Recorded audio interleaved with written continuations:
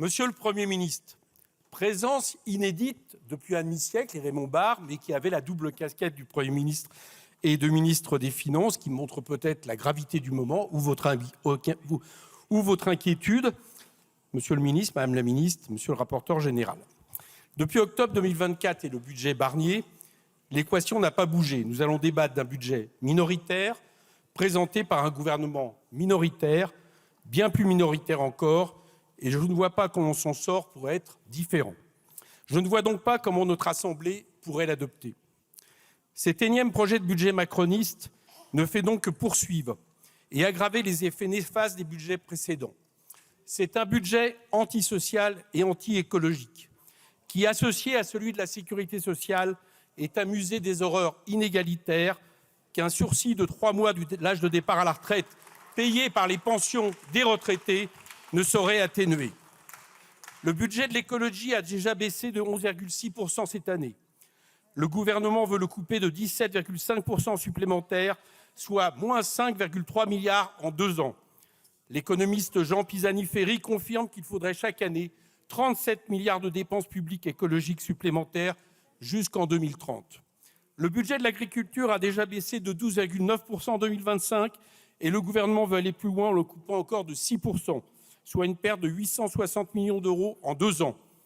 Les moyens du ministère de la Culture ont déjà baissé de 1,6% en 1 an, mais l'exécutif ne s'en contente pas, il entend mener une attaque frontale avec moins 5,4% en 2026, soit une baisse cumulée de 274 millions d'euros en seulement 2 ans. Le financement des associations a été coupé de 7,7% en 1 an, mais il faudrait visiblement les mettre à terre avec moins 26,9% en 2026, soit une baisse de 297 millions d'euros en 2 ans. Le budget de la mission Travail et Emploi a déjà été amputé de 13,4%, mais ça ne suffit visiblement pas. Le gouvernement veut donc moins 12,8% en 2026, qui amène une coupe budgétaire de moins 5,6 milliards d'euros en 2 ans.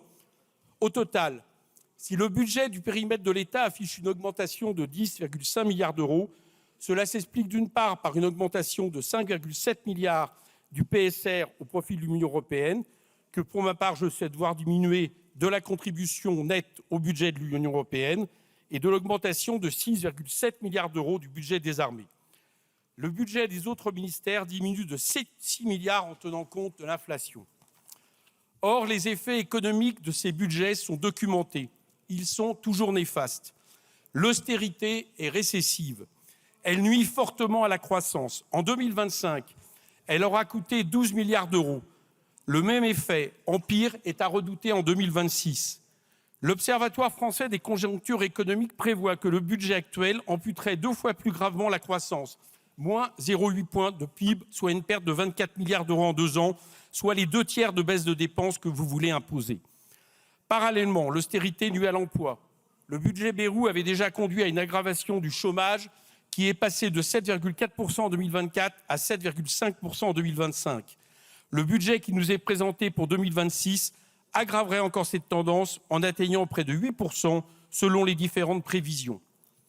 Ce budget cherche à prolonger une politique de l'offre dont les résultats économiques sont catastrophiques. Ce défilé de coupes budgétaires servirait apparemment à rattraper la dérive des comptes publics grâce à des baisses de dépenses. Mais le creusement du déficit vient directement des cadeaux fiscaux aux ultra-riches et aux multinationales. Ils ont coûté 3 points de PIB aux finances publiques entre 2017 et 2024. Sans surprise, ces baisses massives d'impôts se sont révélées économiquement inefficaces. La politique de l'offre est un échec cuisant, il faut l'abandonner. D'ailleurs, la population l'a bien compris et les résultats des dernières élections législatives ont envoyé un signal clair dans ce sens. Il faut changer de politique. Comment nier qu'il n'y a ni attractivité ni investissement massif ? Selon Rexecode, depuis 15 ans, 590 milliards d'euros d'investissements directs étrangers sont entrés en France, alors que 828 en sortaient. Cette tendance va s'aggraver avec notre vassalisation à l'Empire américain si nous suivons le scandaleux accord contracté par Ursula von der Leyen. Comment nier que la pauvreté explose ? 1,2 million de personnes sont tombées dans la pauvreté depuis qu'Emmanuel Macron est au pouvoir. Comment nier que la désindustrialisation poursuit sa course ? L'industrie manufacturière est passée en dessous de 10% du PIB. Comment nier l'échec climatique français? La décarbonation est à l'arrêt, les investissements privés et publics dans le climat reculent alors qu'ils devraient augmenter. Tout cela est insensé et irresponsable et comme son prédécesseur de 2025, le budget proposé pour 2026 ne permet pas de répondre aux urgences de l'heure et de l'époque. Face à la baisse organisée du pouvoir d'achat, il faut changer de voie en soutenant les salaires et la consommation populaire. Il faut affirmer la solidarité en renforçant les minima sociaux, les retraites et l'assurance chômage. Il faut une relance écologique et sociale. La hausse des revenus bénéficiera à la consommation, la hausse de la consommation bénéficiera au carnet de commandes des entreprises. Face au mur climatique, il faut immédiatement faire bifurquer tous les grands secteurs de la vie économique. Il nous faut raisonner et agir en fonction des besoins écologiques de la population. Je l'ai déjà dit à cette tribune et la Cour des comptes l'a répété il y a un mois. Il faut cesser de penser que nous n'avons pas les moyens et qu'il faudrait faire des économies pour pouvoir agir plus tard. Si nous reculons, nous ne pourrons sauter que dans le vide. L'inaction climatique, c'est un coût de 300 milliards d'euros pour la France d'ici 2050. Face au nouvel ordre international, où des États s'appuient sur l'agressivité militaire et l'agressivité commerciale, les États-Unis en tête, il nous faut comprendre qu'une économie de guerre ne fait que préparer la guerre.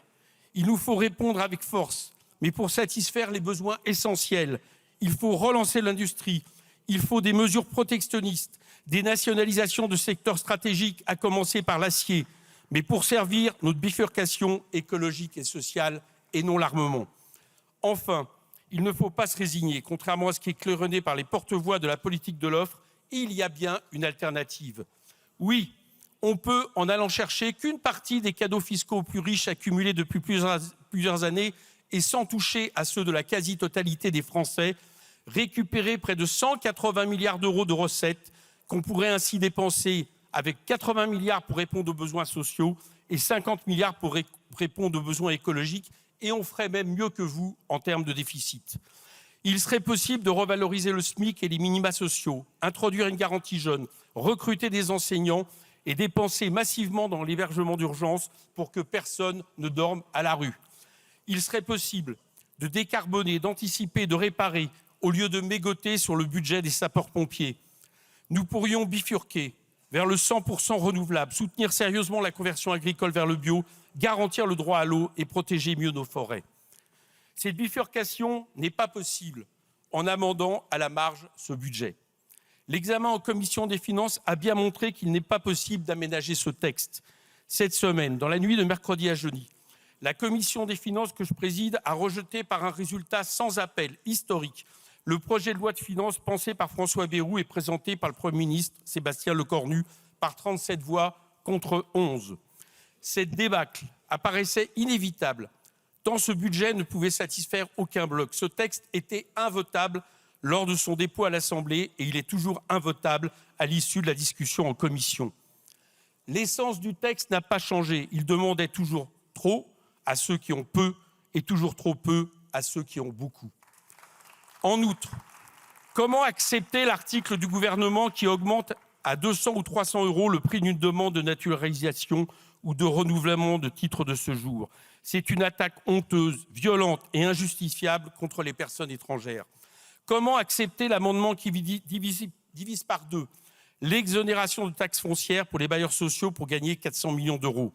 Comment accepter le dangereux chemin tracé par un amendement qui criminalise les associations de défense du bien-être animal et ouvre la voie à des atteintes graves à la liberté d'association et aux libertés publiques? Comment accepter l'amendement qui impose une année blanche aux opérateurs via les taxes affectées?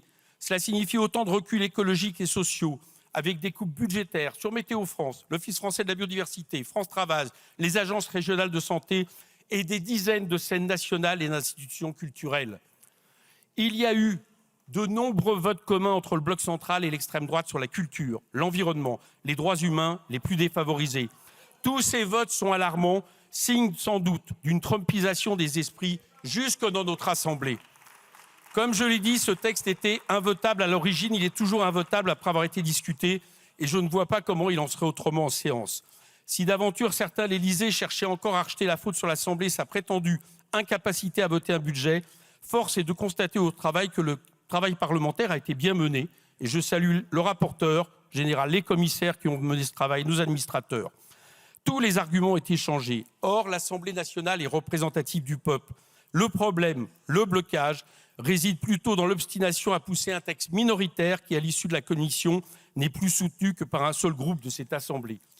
Je ne vois donc pas comment cela n'aboutirait pas à un échec en séance et à la censure du gouvernement pour éviter que celui-ci soit tenté de jouer la montre pour passer des ordonnances en cas de dépassement des 70 jours. Dans ces cas-là, la loi spéciale pourrait être une solution, pas pire que le budget qu'on nous prépare en attendant de nouvelles élections que je souhaite présidentielles et qui permettrait au peuple de dire quel cap il souhaite pour le pays.